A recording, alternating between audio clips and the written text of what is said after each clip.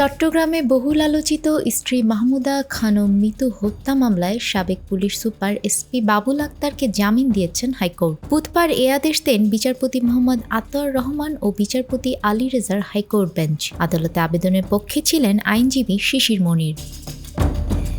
গত বছরের ১৩ মার্চ বাবুল আক্তার সহ ৭ জনের বিরুদ্ধে অভিযোগ গঠনের আদেশ দেন চট্টগ্রামের তৃতীয় অতিরিক্ত মহানগর দায়রা জজ মোহাম্মদ জসিম উদ্দিনের আদালত।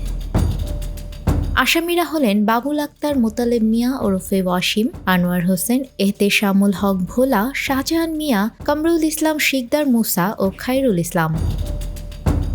অভিযোগ গঠনের দিন চট্টগ্রাম মহানগর পিপি মোহাম্মদ আব্দুর রশিদ জানিয়েছিলেন, দীর্ঘদিন পরিকল্পনা করে স্ত্রী মাহমুদা খানম মিতুকে আসামি বাবুল আক্তার হত্যা করেন। বাবুল আক্তার যখন ঢাকায় ছিলেন তখন সেই পরিকল্পনা বাস্তবায়ন করা হয়েছিল। বাবুল আক্তারের বিরুদ্ধে ৩০২, ২০১ এবং ১০৯ ধারায় চার্জ গঠন করা হয়।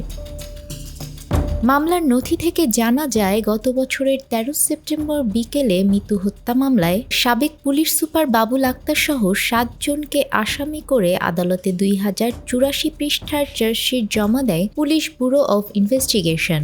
এ অভিযোগপত্র গত ১০ অক্টোবর গ্রহণ করেন আদালত। ২০১৬ সালের ৫ জুন নগরীর জিইসি মোড় এলাকায় খুন হন মাহমুদা খানম মিতু। এ ঘটনায় মামলার বাদী ছিলেন বাবুল আক্তার।